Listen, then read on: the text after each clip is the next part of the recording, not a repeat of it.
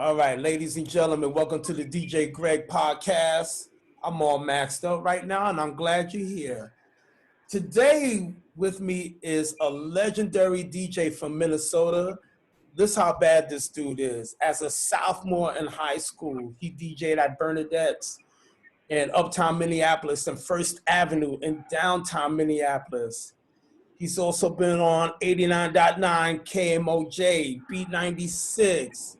He's done production with the late Prince, which included 7 world tours. And he's also worked with P. Diddy, Kobe Bryant, Clive Davis, the list goes on and on. Ladies and gentlemen, the legendary Big Brother Jules. What's happening, my man? What's up? What's going on? What's up? Did I give you a proper intro? Man, you mentioned some stuff that I forgot about, but yeah, you did your thing. Thank you. Appreciate it. Right on, man, right on. All right. Now I want you to go way back, man, when you first started DJing. How did you get started, man? How did you get your feet wet in that field?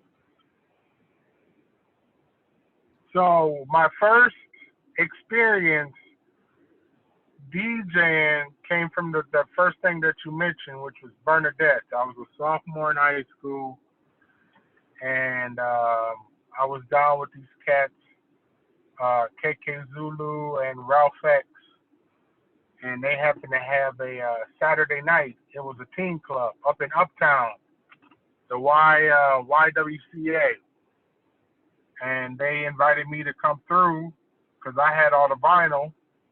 Because record companies were sending me stuff for some strange reason. I wasn't even on the radio yet. Oh, through my affiliation with KBEM at North High School. So I had all the vinyl, so they invited me to come DJ, and that's where it all began. That's where my love for music and DJing began, right there. Right on. Were you rocking the Geminis back then? No. We had a Technique 1200. You know what I mean? Okay. We was getting busy. I jumped right in. Techniques. Okay. Yeah. Okay. Needles and the little nickel on the needle head and the whole nine. Right on. And then how long were you at Bernadette's? I want to say like about 2 to 3 years. Okay. Every Saturday. And then they decided to turn Bernadette's into a workout room, which it's currently right now. So they kind of did away with it, and I concentrated on pursuing radio. So this was my schedule. I would go to high school. Mm-hmm. Get done about 2:10, 3:10, because I had extra hours because I was in the magnet program. Go home, have dinner, do my homework, sleep. Wake up about 9 o'clock. Get down to the radio station, KMOJ. That's when it was on 5th and Bryant. Mm-hmm. And be on the air from 10 p.m. till 2 a.m. Somehow make it home and go back to school. So I did that Monday through Friday. Wow. And you did that all through high school, or just that sophomore year? Just them 2 years. Okay. 3 years actually. Sophomore, junior, and my senior year. Yeah. But who was your boss at the time? Who was the program director? Dorian Flowers, and then Q Bear was the music director. Mm-hmm. Right so on. those were my bosses. Okay. Other than the station manager, whoever, I had like 3 or 4 of them at that time when I was there. So, but my direct boss was Dorian Flowers and Q Bear. Wow, I mean that's impressive. If they saw that talent from you back then you were definitely on to something. And we're talking about turntables, not these looping stations that are out today that make DJing a lot easier. I mean, you had to really. Yeah, because everybody wants to do it now. You know, everybody wants to DJ until you put a pair of 12s in front of them. That's so true. It's like, what are these dinosaurs? What is these? How do you do these? No waveforms, Do your nothing. research. That's it. Do your research. You do research, baby. No waveforms, baby. That's how you really get started on that vinyl. Have you ever made that transition from, from vinyl to CDs, or you still rocking the vinyl? No, okay, so I transformed from vinyl to CDs and then from CDs to MP3s, but I'm making my way back to the vinyls because I miss it so much. And I got so many vinyls that, you know what I'm saying, I want to rock, so I'm going to definitely get back to my vinyls. I still got my original turntables, so I'm going to make it happen. Well, you still got your original text? Yes. They're in cases sitting in my bedroom close to me. Yes. Wow. I dream of techniques. Just rub the bottle on the pan, the mixer come right out. There you go. And we rocking. We rocking. Right on, bro. Hey, man, tell me how you met Prince, or how he ran into you at First Avenue and then got you into his club. So going back before I was even born, my grandmother and Prince's mom were in the same hospital room giving birth. One to my uncle for my grandma, and then Prince's mom to Prince. And then when she had her baby, my grandma suggested to Prince's mom, hey, if you ever need a babysitter, I have an older daughter that can assist. So, you know, they exchanged numbers, and Prince's mom called on my mom several times. The baby said, bad little Prince. So that was the start of it. So our families had interconnecting twine. I didn't even know this story, but then I was filling in at Glam Slam one time for the current DJ that was there. He had a wedding or something to do, and I ended up. It was a Saturday night, one of their busiest nights, and I ended up rocking that mug. And his security came down and was like, "Hey, the boss wants you to come out to Paisley." I'm like, "The boss? Who y'all talking about? The boss?" I mean, I didn't know him by the boss. I mean, he was Prince, but that's what they called him, the boss. I was handed a piece of paper with the address and a phone number, and was told to go out there after Glam Slam. That's when the clubs back in Minnesota used to close at 1 o'clock. So I got out there to Paisley Park. Actually didn't know where the hell I was going because I ain't never been out there, but ended up finding it. And I went out there and continued rocking till like 4, 5 in the morning. Woo. And he just kept calling me. Then one day I snuck into the studio before he got there. You could always smell when Prince walked in the room because he had this fragrance that was kind of strong. It wasn't stinky, but you could smell him coming. And I'm in the studio by myself, just sitting there rocking, doing some stuff. And I smelled him coming, and he walked in. He's like, "What are you doing?" I'm like, "Man, I'm in here messing around, getting my feel for the studio." And he asked me, he's like, "What do you want to do with all this?" And I told him, I want to learn how to use everything in here. And within the next couple of days, I got a phone call from his assistant, and he was sending me to Orlando, Florida, to go to school for audio engineering, in which I got a degree in. So. Oh wow. He paid for everything. So our deal was, if I went to school and maintained a B average, which I did, and worked at his club on the weekends, he would give me a job when I graduated, and that's how it happened. Wow. What? Man, Yes, sir. wow, I never knew that story, Holmes. Never knew that story. That's incredible. Okay, so you maintain to be average. You're working with Prince now, and not only just working with him, but he's taking you all over the world, man. What was that experience like? Man, it was life changing. Like I would never change it for nothing in the world. I've been around the world 7 times with this dude. Mm-hmm. Places people dream about. I'm right there.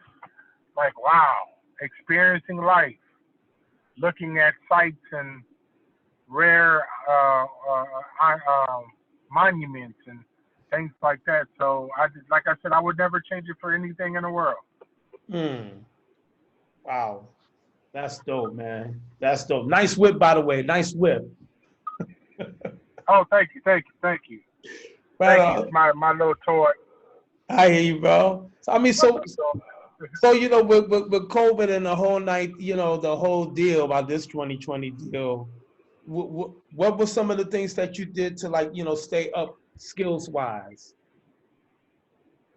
Well, I work for like 10 different radio stations. So I bunker down in the studio, do what I have to do, make sure the stations get their mixes, and just stay current. You know what I'm saying? Stay with my core audience and stay relevant. That's all I'm trying to do is stay relevant. That's it. Right on. I have a I have a talent and I just want to share it with everybody. Right on. You do, man. Heavily talented and still rocking the vinyl too. Man, do you think that would ever change though? I mean, the best sound on a piece or any kind of piece, if you want to say whether it's an MP3 or a vinyl or an 8 track, it always comes back to that acetate, right? For you, is that the real deal? It is the real deal, and now that they're pressing up vinyls again, it just shows me that people really appreciate the sound and the quality what vinyl brings to this industry. And I think it'll be around forever. They said when CDs hit that vinyls would go away, but they're not going away. They still make 45s.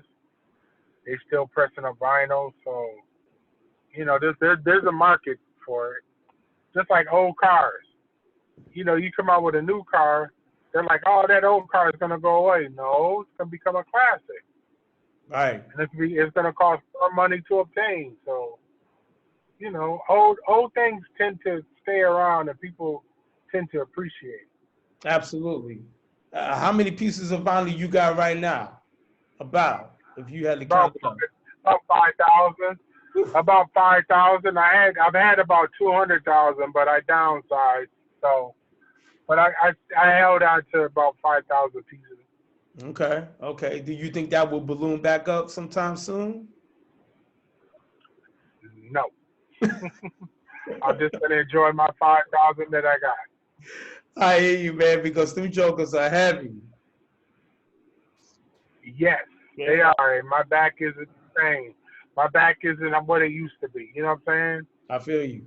I feel you, man. I remember carrying them crates of records when I was young, man. Now I don't even want to even think about carrying crates of records. No.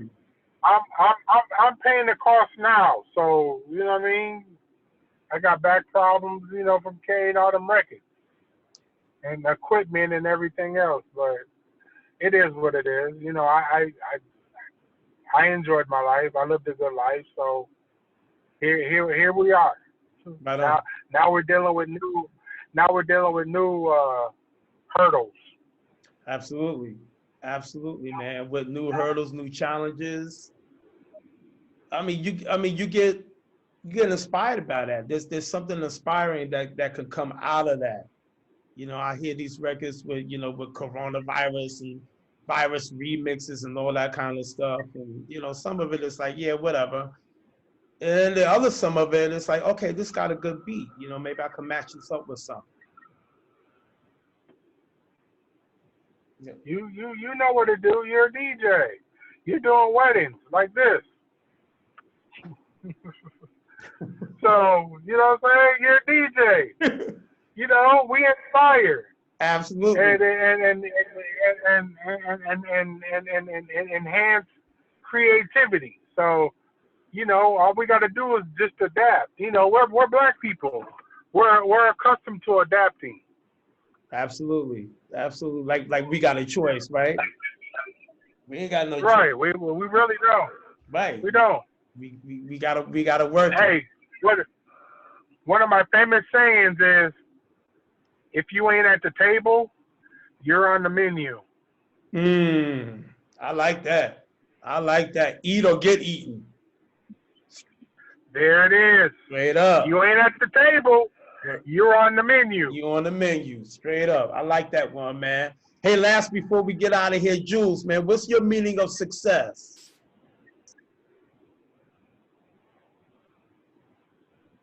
When you're able to find something that you're passionate about and you do it without monetary gain. I mean, monetary gain is always good, but if you can just do it successfully and achieve it, and it don't seem like a job, that's success to me. Right on. Right on. And then if, okay, another last question. How can people get in contact with you?